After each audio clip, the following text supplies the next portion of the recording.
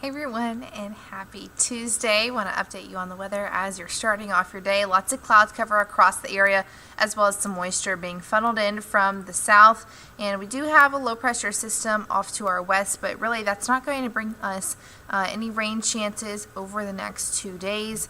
It's just going to bring us a little bit more cloud cover, especially for our Tuesday. You can see that right now on our Pearl camera, some low-lying clouds, a little bit of fog around, temperatures into those low 60s. Again, the air is very saturated with those winds coming in from the south. Sustained winds 10 miles an hour, making the low 60s feel a little bit cooler, but gusty winds are possible upwards of 15 to 20 miles per hour today.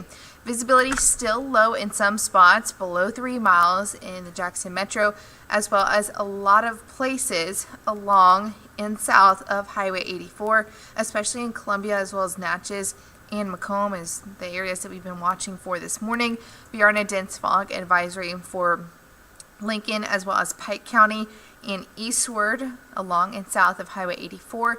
Again, that will go until 9 o'clock this morning, so it'll expire within the next hour or so, but still we're going to keep around those gloomy conditions, and we will watch for dry conditions as well. Temperatures into the low to middle 70s north of I-20, 75 for us here in Jackson, even though we'll have a lot of cloud cover around, and farther down south, upper 70s possible. Now, we'll stay dry over the next few days, but we are watching for some stronger thunderstorms possible heading into your Friday. That's because we do have a cold front approaching the area. Some scattered showers early in the morning time, but it does look like mainly we're watching for thunderstorms Friday after lunchtime into the evening time. Our models have been slowing down a little bit, so what that means is that we could still be watching for some thunderstorms after midnight heading into early Saturday morning, but also some rain is going to be sticking around for us through at least lunchtime in the mid-afternoon for those folks into the Pine Belt. We are in a severe weather risk for the system pushing through, some strong to severe storms possible. Again, Friday afternoon into the nighttime. That's a level 2 out of 5 shade there in yellow. Encompasses most of our coverage area with the exceptions of the Pine Belt. Again, this is 4 days out, so once we get into that 3-day period, that's where we get those different threat levels of the green, yellow, as well as orange, so the marginal, slight, and enhanced risks, and that's going to tell us where exactly we're watching for the greatest risk to be.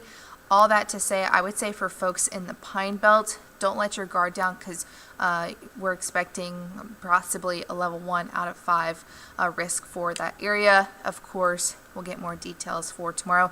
As of right now, main threats look to be damaging winds. Flash flooding doesn't look to be a large threat, and neither does hail. We're also not going to rule out any tornadoes with this system.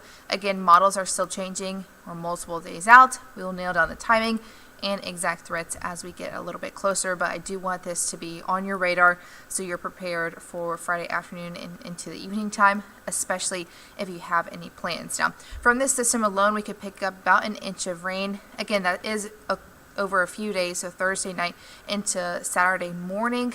Some local places could have higher amounts. Overall, we're going to take what we can get, especially because we've been seeing those abnormally dry conditions, shade there in yellow. Moderate drought for our friends in the southern portions of the Pine Belt. Now, temperatures will stay warm over the next few days. That cold front with all those storms come in Friday, and that's going to drop our temperatures more seasonal heading into the beginning of this next work week back into the 50s. So after some near record warmth for this week, we'll watch for the rain and that cold front to cool us down. Mornings back into the 30s to begin this next week. So if you're a fan of the warm weather, definitely take advantage of it over the next few days and take advantage of it before the rain. So thanks for joining me.